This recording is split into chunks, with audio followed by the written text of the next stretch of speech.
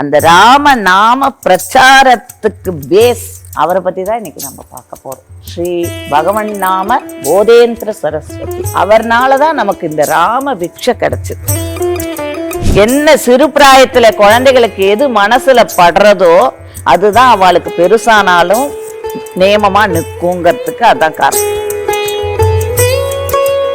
இத பார்த்த உடனே அந்த குருவே ஆச்சாரியன் என்ன பண்ற, அவ அப்பா அம்மா கிட்ட இந்த குழந்தைய எனக்கு ஸ்வீகாரமா கொடுத்துரு ஸ்ரீபடத்துக்கு அப்படின்னு சொல்லி கேட்கிறார். நம்மளா இருந்தா அழுவோம், ஆர்ப்பாட்டம் பண்ணுவோம். ஆனா அந்த பெத்தவா இந்த ராம நாம ஒசத்திங்கிறாளே, அந்த ஒசத்தினா எப்படி ஒசத்தி நல்லா கவனிங்க. ராமா ராமா ராமான்னு 3 தடவை சொல்லிட்டு முங்கி எந்திரு, உன் பாவமெல்லாம் போயிடுங்கிற. ஒரு ராம நாமத்துக்கு விளக்கம் கேட்கணும்னு நினைச்சிட்டு வந்தேன். அதை நான் இங்க கண்ணெதிர்க்கு நேரிலேயே பார்த்துட்டேன். ராமனுக்கு மட்டும்தான் ஸ்ரீ ராம ஜெயம்னு சொல்றோம். ஜெயம்னா என்ன? வெற்றி. ராம நாமத்தை சொல்பவர்களுக்கு வெற்றியை தவிர வேற எதுவும் கிடையாது. குமுதம் பக்தி நேயர்களுக்கு வணக்கம். ஸ்ரீராம நவமி அப்படின்னாவே ராமர் நம்ம எல்லாத்துக்கும் நினைவில் வருவார். ராமரை அனுதினமும் எல்லாரும் ராமா ராமா அப்படின்னு கூப்பிட்டுட்டு இருப்போம். ஆனால் ஒரு மகான் 108,000 முறை ராமநாமத்தை ஒவ்வொரு நாளும் ஜபம் பண்ணிகிட்டே இருந்தார் வாழ்க்கையில் அப்படின்னா நமக்கு நம்ப முடியுதா? ஆமாங்க. காஞ்சி மடத்தோட 59வது பீடாதிபதியாக இருந்தவர் தான் பார்த்தீங்க அப்படின்னா ஒரு நாளுக்கு 108,000 முறை ராமநாமத்தை ஜபிப்பாராம். அதுக்கு காரணம் என்ன அப்படின்னா அவர் வாழ்க்கையில் ஒரு உண்மையான சம்பவம் நடந்திருக்கு. ராமரை பற்றின அனுபவம் அவருக்கு கிடைச்சிருக்கு. அதிலிருந்து அவர் ராமநாமத்தை தொடர்ந்து பாராயணம் பண்ணிட்டு இருந்தார். யார் அந்த மகான் அப்படிங்கிறத நம்ம தெரிஞ்சுக்கலாம். அது மட்டும் இல்லாமல் அந்த மகான் பார்த்தீங்க அப்படின்னா அவங்களுக்கு ரொம்ப அழகான ராம கர்ணாமிர்தம் அப்படிங்கிற ஒரு ஸ்லோகங்களை நமக்கு கொடுத்துருக்காங்க. கிட்டத்தட்ட இதில் ஒரு 170 ஸ்லோகங்களுக்கு மேலே இருக்குது. அந்த ஸ்லோகத்தை நமக்கு கொடுத்துருக்காங்க. முக்கியமான ஒரு ஸ்லோகத்தை கொடுத்த அந்த மகான் தான்.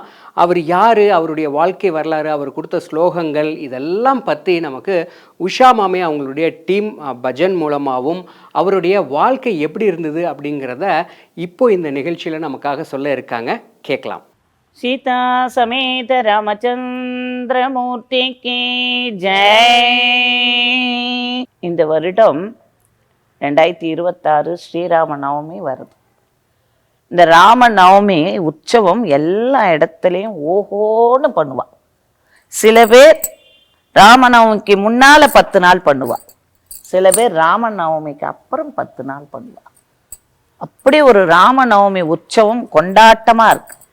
இந்த ராம நவமி நம்ம இவ்வளவு உற்சாகமா கொண்டாடுறோம்னா ராம நாம பிரச்சாரம்னு ஒண்ணு இருக்கு இல்லையா? அந்த ராம நாம பிரச்சாரத்துக்கு பேஸ் அவரை பத்தி தான் இன்னைக்கு நம்ம பார்க்க போறோம். ஸ்ரீ பகவன் நாம போதேந்திர சரஸ்வதி. அவர்னாலதான் நமக்கு இந்த ராம பிக்ஷை கிடைச்சது. நம்ம இல்லை இவ்வளவு ராம நாமம் இவ்வளவு பாட்டெல்லாம் பாடுறோம்னா அவர்னாலதான் நமக்கு கிடைச்சது. அவரை குருன்னு சொல்றார். புரந்தரதாசர் எல்லாம் எவ்வளவோ கீர்த்தனை எல்லாம் எழுதியிருக்கார். நம்ம தியாகராஜ சுவாமிகள் எவ்வளவோ கீர்த்தனை பண்ணியிருக்கார். ஆனா அவளுக்கெல்லாம் தாசர் தான் பேர். இந்த பகவன் நாம போதேந்திர சரஸ்வதி சுவாமிக்கு தான் குருங்கிற அத்தாரிட்டி கிடைச்சது. ஏன்னா அவர்னாலதான் நமக்கு இந்த ராம நாமத்தை பிரச்சாரம் பண்ணி நம்ம கிட்ட கொண்டு வந்தவர். அவர் எப்படி இந்த ராமநாமம் ஒசத்தி அப்படிங்கிறத தெரிஞ்சின்றார் அப்படிங்கிறதுக்கு தான் இந்த கதை. அதுக்கு முன்னால இந்த போதேந்திர சுவாமிகள்னா யாரு அப்படிங்கிறத நம்ம கொஞ்சம் தெரிஞ்சுக்கணும். எஸ் எஸ் ஸ்மரண மாத்ரேன நாம பக்தி பிரஜாயதே தம் நமாமி யதி ஸ்ரேஷ்டம் போதேந்திரம் ஜெகதாம் குரும். ஜெகத்துக்கே குரு போதேந்திர சுவாமிகள் அப்படின்னு சொல்றார். இந்த போதேந்திர சுவாமிகளுடைய இயற்பெயர் புருஷோத்தமன் அப்படின்றது அவருடைய இயற்பெயர். அவர் ஆந்திரா பிராமணா, தெலுங்கு பிராமணான்னு சொல்லுவாங்க. அவர் அந்த பிரிவை சார்ந்தவர். இந்த ஆதிசங்கர பகவத் பாதால் காஞ்சிபுரத்துல நிறுவினார் இல்லையா, காஞ்சி மடம். அந்த மடத்துக்கு 59வது பீடாதிபதியா இருந்தவர் தான் போதேந்திர சரஸ்வதி சுவாமிகள். அவரோட நூற்றாண்டு வந்து 17ஆம் நூற்றாண்டு. அவர் வந்து ராம சங்கீர்த்தன மகிமைய இந்த கலியுகத்துல துக்கம், துயரம், துன்பம், கஷ்டம் 4 ஒவ்வொன்றுக்கும் ஒரு ஒரு பொருள். அந்த எல்லா 4 விதமான கஷ்டங்களும் நம்மளுக்கு போகணும்னா ராம நாமத்தை ஜெபிக்கணும் அப்படின்றார். ஒரு நாளைக்கு அவர் 1,08,000 தடவை ராம நாமத்தை ஜெபிப்பாராம். அது ஒரு நியமமா வச்சுட்டு இருக்கார். இவருடைய அப்பா பெயர் கேசவ பாண்டுரங்க யோகி, அம்மா பெயர் சுகுணாதேவி. இவருடைய நேச்சுரல் நேம் புருஷோத்தமன் அப்படின்னு. இவருக்கு ஆதிசங்கரர் அனுகிரகத்தால பிறந்தவர் தான் அந்த புருஷோத்தமன்கிற போதேந்திர சுவாமிகள். அப்படி இருக்கும்போது இந்த காஞ்சி மடத்துல அவ அப்பா வந்து கைங்கரியம் பண்ணிட்டு இருந்தாளாம். அப்படி கைங்கரியம் பண்ணிட்டு இருக்கும்போது குழந்தைகளையும் இந்த குழந்தையும் கூட்டிட்டு போவாராம். அதுக்கு தான் இப்போவுமே ஒரு நல்ல விஷயங்கள் எங்கேயாவது உபன்யாசம் எல்லாம் நடந்தா நம்ம குழந்தைகளையும் அழைச்சிக்கிண்டு போகணும். என்ன சிறு பிராயத்துல குழந்தைகளுக்கு எது மனசுல படுறதோ அதுதான் அவளுக்கு பெருசானாலும் நியமமா நிற்குங்கிறதுக்கு அதான் காரணம். இவர் கூட்டின்னு போய் மற்ற வேலைகள் எல்லாம் இவர் பார்த்துட்டு இருப்பாராம். இவர் அந்த ஆச்சாரியன் இருக்கார் இல்லையா, அவர் முன்னால உக்காண்டிருப்பார். அப்படியே ஞானத்தை, படிப்பு, வித்தை எல்லாம் அவருக்கு நேச்சுரலாகவே அவருக்கு கிடைச்சிடுது. அப்படியே வந்துடுது. வேதம், சாஸ்திரம், வேதாந்தம், அந்த மாதிரி எல்லா தோத்திரம், சுவாமி என்ன ஸ்லோகம் வேணுமோ எல்லாம் அவருக்கு அப்படியே குரு கிருப்பையால அப்படியே வந்துடுது. இதை பார்த்த உடனே அந்த குருவே ஆச்சாரியன் என்ன பண்ற, அவ அப்பா அம்மா கிட்ட இந்த குழந்தைய எனக்கு ஸ்வீகாரமாக கொடுத்துரு ஸ்ரீபடத்துக்கு அப்படின்னு சொல்லி கேட்குறார். நம்மளா இருந்தால் அழுவோம், ஆர்ப்பாட்டம் பண்ணுவோம். ஆனால் அந்த பெத்தவா சந்தோஷமா பகவத் கைங்கரியம் பண்ணுறதுக்கு வந்து கொடுக்கணும்னா அது எவ்வளோ பெரிய மனசு சந்தோஷமா அப்படியே சந்தோஷமாக கொடுத்தாலாம். அந்த போதேந்திர சரஸ்வதி சுவாமிகள் அங்கே வந்து நிறைய பணிவிட செஞ்சுட்டு எல்லாருக்கும் தலைமை பீடமாக ஒரு ஹெட்டாக இருந்துட்டு நன்னா ஸ்லோகமெல்லாம் சொல்லிக்கிண்டு அப்படியெல்லாம் இருந்தாராம். கொஞ்ச நாள் ஆன உடனே அந்த குருவுக்கு வந்து வயோதிகமானே அவருக்கு அந்த மூப்பு வந்துடும் இல்லையா, அவருக்கு அந்த மாதிரி வந்தோடனே அவர் குருவோட பேருன்னு தெரிஞ்சுக்கோங்க, ஸ்ரீ போதேந்திர விஸ்வாதி கேந்திர சரஸ்வதி சுவாமிகள் அப்படிங்கிறது அவருடைய திருநாமம். அவருக்கு வயசு ரொம்ப ஆனவொடனே ஒரு நாள் குழந்தை இவனை கூப்பிட்டு, நீ மடாதிபதி, அடுத்தது நீ தான்ப்பா இருக்கணும்னு சொல்லி அவருக்கு வந்து அந்த குரு பீடாதிபதிக்கு உண்டான ஒரு விஷயத்தை பண்ணி கொடுத்தாராம். அதுலேருந்து அவர் ஆச்சாரிய கிருப்பையினாலே அவர் போதேந்திர சரஸ்வதி, ஸ்ரீ பகவன் நாம போதேந்திர சரஸ்வதிங்கிற ஒரு திருநாமத்தோட அந்த காஞ்சி மடத்தில் இருந்தார். அவர் அங்கேருந்து இங்கே நம்மளுடைய கும்பகோணத்துக்கிட்ட இருக்கே கோவிந்தபுரம், அந்த கோவிந்தபுரத்தில் வந்து தன்னுடைய நாட்களை கழிக்கலானார். அப்படி கழிக்கும் பொழுது ஒரு நாள் என்ன பண்ண, நம்ம பட்டினத்தார் மாதிரி எப்படி மூடி மூடி விளையாடி கடைசியில் ஒரு லிங்கமாக போயிட்டாரோ அதே மாதிரி இவர் என்ன பண்ணார், காவேரி மணல் படுக்கையில் போய் ஒளிஞ்சிக்கிறது, குழந்தைகளை மண் எடுத்து மூடுங்கோன்னு சொல்கிறது. அப்படி பண்ணி ஒரு தடவை பார்க்கும் பொழுது அப்படியே அந்த யோக நிஷ்டையிலேயே இதாயிட்டார், முக்தி ஆயிட்டார். அப்பேற்பட்ட இவரை ஏன் நம்ம இந்த ஸ்ரீராம நவமி அன்னைக்கு நினைக்கணும் இல்லையா? அது போதேந்திர சரஸ்வதி சுவாமிகள் அவரை வந்து நம்ம இந்த ஸ்ரீராம நவமி அன்னைக்கு ஏன் நினைக்கணும்னா, நாம பிரச்சாரம் பண்ண ராம நாம பிரச்சாரம் இன்னைக்கு உலகம் ஃபுல்லாக இருக்குன்னா அதற்கு வந்து பேஸ் வித்திட்டவர் ஸ்ரீ போதேந்திர சரஸ்வதி சுவாமிகள் தான். அவருக்கு அப்புறம் வந்தவா தான் மற்றவா எல்லாரும். சரி, அவருக்கு அந்த எண்ணம் எப்படி உண்டாகித்துன்னா அதற்கு ஒரு கதைன்னு சொல்லக்கூடாது, இதை அவர் வாழ்க்கையில் நடந்த ஒரு விஷயம். அவர் என்ன பண்ணார், இந்த ராம நாம ஒசத்திங்கிறாளே, அந்த ஒசத்தினா எப்படி ஒசத்தி, அதை நம்ம வந்து போய் தெரிஞ்சுக்கிட்டு வரணும். எதையுமே நம்ம வந்து ப்ராக்டிக்கலாக இருந்தால் தானே நம்ம நம்புவோம். சரி, ஒரு குருநாதர் மூலமாக போகலான்னு சொல்லிட்டு காசியில் ஒரு பண்டிதர் எல்லார்ட்டையும் கேட்டு கண்டுபிடிச்சு அந்த பண்டிதர்கிட்ட போகிறேன். அங்கே போனால் அவள் ஆற்றுல அன்னைக்குன்னு பார்த்தா அந்த பண்டிதர் இல்லை, வெளியூர் போயிருக்கு, மறுநாள் தான் வருவார். பண்டிதர் வீட்டில் அவருடைய மனைவியும் அவருடைய பிள்ளை மட்டும்தான் இருந்தாராம். அப்போ இவர் என்ன பண்ணார், சரி அவர் வந்தோடனே கேட்டுக்கலான்னு சொல்லிட்டு வாசலில் திண்ணையில் படுத்துன்னுட்டேன். ஒரு 11-12 மணி நடு நிசி. அப்போது ஒரு ஹஸ்பண்ட் ஒய்ஃபு மெதுவாக பதட்டமாக வரா. வந்தோடனே பண்டிஜி இல்லையான்னா உடனே அந்த பிள்ளை எழுந்திருக்கிறான், யார் நீங்கள், என்ன வேணும் அவர் இல்லையே, அப்பா ஊருக்கு போயிருக்காரு அப்படின்னு. இல்லை, எங்களுக்குள்ள ஒரு சின்ன பிரச்சனை, அது அவர்னால தான் தீர்க்க முடியும், எங்கிட்ட சொல்லுங்க, நானும் பண்ணுறேன் அப்படின்னு. அப்போ அந்த அந்த வந்திருக்கிற அந்த அந்த பிராமணன் சொல்கிறார், 1 வருஷம் முன்னால், நன்னா கேட்டுக்கோங்க, 1 வருடம் முன்னால் நானும் என் மனைவியும் தன்னந்தனியாக காட்டு வழியில் வந்துட்டு இருந்தோம். அப்போது திடீர்னு ஒரு 4-5 திருட்டு கும்பல் வந்து கொள்ளைக்கூட்டம் வந்து என்னை அடித்து போட்டுட்டு என் மனைவியை தூக்கிட்டு போயிட்டா. என்னால் காப்பாற்ற முடியல அவளை. அதுக்கப்புறம் 1 வருஷம் கழித்து இன்றைக்கி தான் அவளை பார்க்குறேன் அப்படின்னும் போது அந்த பொம்மநாட்டி சொல்கிறா, ஆமாம், என்னை கூட்டிகிட்டு போய் அவன் பலவாறு என்னை யூஸ் பண்ணின்னுட்டான். ஆனால் நான் மனசால பவித்திரமாக இருக்கேன்.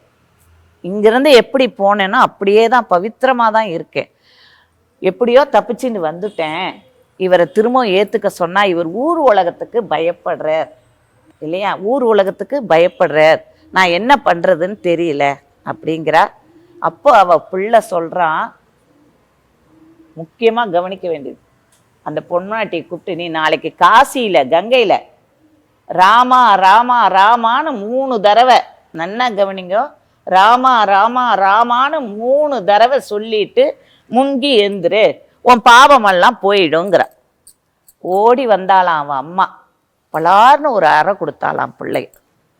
ஐயோ, ஏம்மா நான் கரெக்டாக தானே சொன்னேன், எங்கடா சரியா சொன்னேன், ராமான்னு 1 தடவை சொன்னா முழுங்கினாலே பாபம் போயிடுமே, நீ ராமா ராமான்னு 3 தடவை சொல்றியேடா பாவின்னாராம்.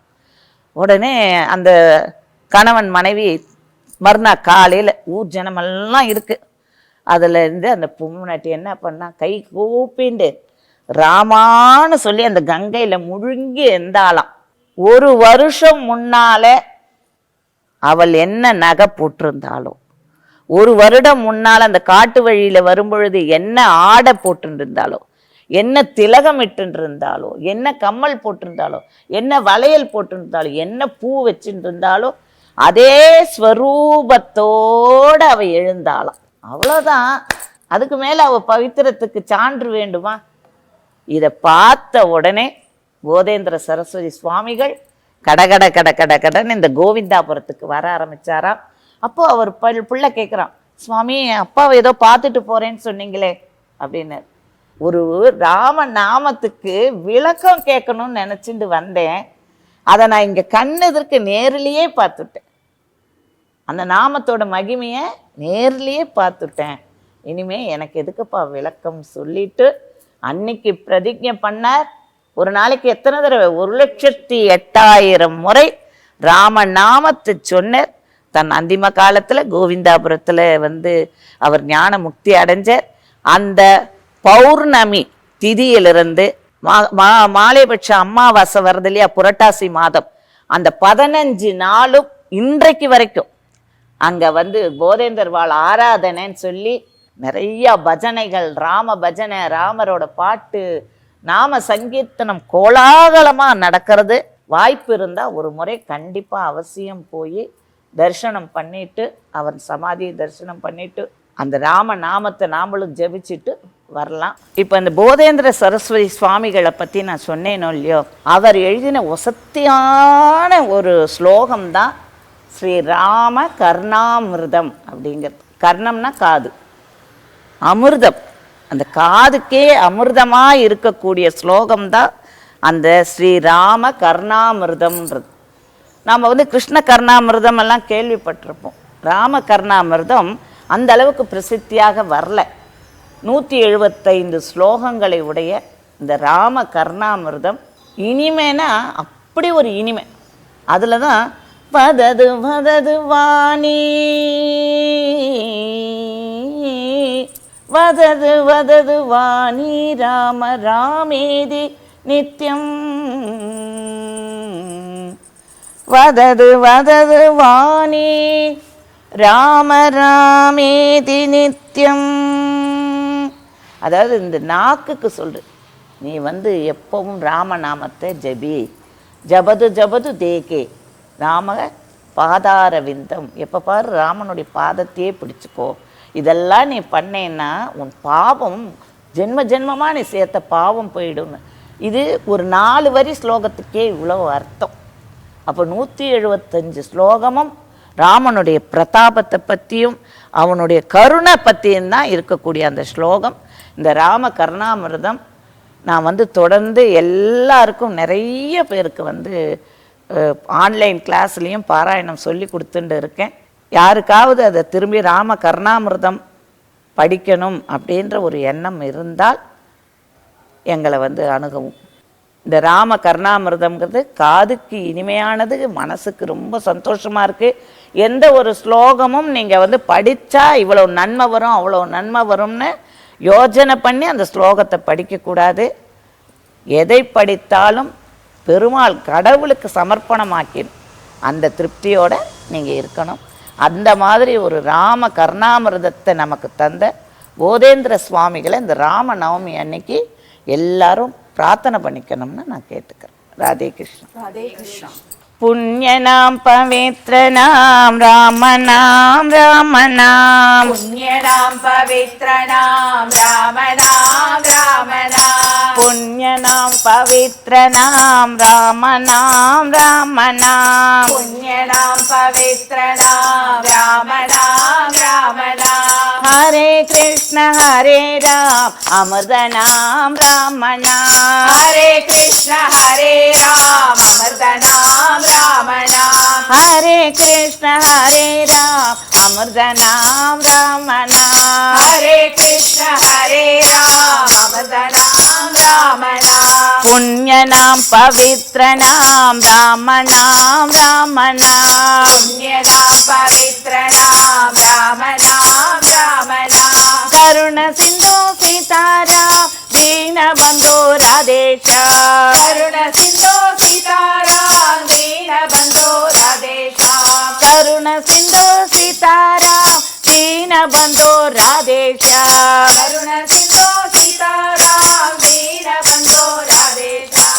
ஹரே கிருஷ்ண ஹரே ராம் அமிர்த நாம் ராமநாம். ஹரே கிருஷ்ண ஹரே ராம் அமிர்த நாம் ராமநாம். ஹரே கிருஷ்ண ஹரே ராம் அமிர்த நாம் ராமநாம். ஹரே கிருஷ்ண ஹரே ராம் அமிர்த நாம் ராமநாம்.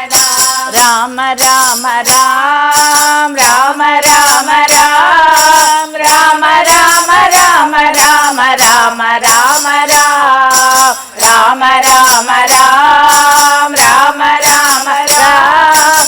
ராம ராம ராம ராம ராம ராம ராம். ராம ராம ராம் ராம ராம ராம்.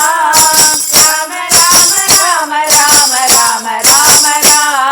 ராம ராம ராம் ராம ராம ராம் ராம ராம ராம ராம ராம ராம ராம். ராம ராம ராம் ராம ராம ராம் ராம ராம ராம ராம ராம ராம ராம். ராம ராம ராம ராம ராம ராம ராம். ராம ராம ராம ராம ராம ராம ராம். ராம ராம ராம ராம ராம ராம ராம். ஏன்னா ஸ்ரீராம ஜெயம், வேற எந்த சுவாமிக்கும் ஜெயம்ங்கிற வார்த்தை இல்லை கூட. ராமனுக்கு மட்டும்தான் ஸ்ரீராம ஜெயம்னு சொல்றோம். ஜெயம்னா என்ன? வெற்றி. ராம நாமத்தை சொல்பவர்களுக்கு வெற்றியை தவிர வேற எதுவும் கிடையாது. அதனால இந்த ஸ்ரீராம நவமிக்கு எல்லாரும் ராம நாமத்தை, எளிமையா இருக்கக்கூடிய அந்த நாமத்தை ஜெபம் பண்ணி அந்த ராமனோட பாதார விந்தத்தை சேவிக்கணும்னு எல்லாரையும் கேட்டுக்கிறேன். ராதே கிருஷ்ணா. சுந்தர சரஸ்வதி சுவாமிகள் அவங்களுடைய வாழ்க்கை எப்படி இருந்தது, ராமநாமத்தை எந்த அளவுக்கு அவர் வாழ்க்கையில் ஒரு மூச்சா வச்சிட்டு இருந்தாரு அப்படிங்கிறதெல்லாம் உஷா மாமி அவங்க சொல்லி நம்ம கேட்டோம். ராமா ராமா ராமா அப்படிங்கிற ஒரு தடவை சொன்னாவே இவ்வளோ பலனா அப்படிங்கிறதெல்லாம் இந்த கதை மூலமாக நம்ம தெரிஞ்சுக்கிட்டோம். அதாவது இது கதையில் ஒரு சரித்திரம், ஒரு முறை ராமநாமம் ஜபித்தாலே இவ்வளோ பலன்கள் கிடைக்கும் அப்படிங்கிறது நான் இன்றைக்கி தான் தெரிஞ்சுக்கிட்டேன். தொடர்ந்து அப்போ சொன்னால் எந்த அளவுக்கு இருக்கும் அப்படிங்கிறது இன்றைக்கி இந்த ஸ்லோகம் மூலமாக இவங்க மூலமாக நம்ம தெரிஞ்சுக்கிட்டோம். அதனால் ராமநாமத்தை என்றைக்குமே நம்ம முடிஞ்ச அளவுக்கு சொல்லிகிட்டே இருப்போம், சாண்ட் பண்ணிகிட்டே இருப்போம். இதை இன்னிலேருந்து நம்ம ஒரு வைராக்கியமாக எடுத்து கண்டிப்பாக அதை ஒரு குறிக்கோளோட பண்ணிகிட்டே இருப்போம். சாப்பிட்டாலும் தூங்கினாலும் நடந்தாலும் இந்த மாதிரி நிறைய பேர் இருக்காங்க. இவ்வளோ சிறப்பு மிக்க இந்த ராம கர்ணாமிர்தம் வந்துட்டு நம்ம எல்லாருமே பாராயணம் பண்ணணும். இந்த ராமநவமியில் நம்ம இந்த ஸ்லோகத்தை பற்றி நம்ம கேட்டு ரொம்ப அழகாக தெரிஞ்சுக்கிட்டோம். மீண்டும் வேறொரு நிகழ்ச்சியில் உங்களை வந்து சந்திக்கிறேன். அதுவரை உங்களிடமிருந்து விடைபெறுவது பிரசன்னா. நன்றி, வணக்கம். ஜெய் ஸ்ரீராம். மக்களின் நாடி துடிப்பை உணர்ந்த செய்தி தொகுப்புகள், அரசியல் களத்தை உற்றுநோக்கும் கோணங்கள். உங்கள் குமுதம் நியூஸ் 24/7 லிங்க் டிஸ்கிரிப்ஷனில்.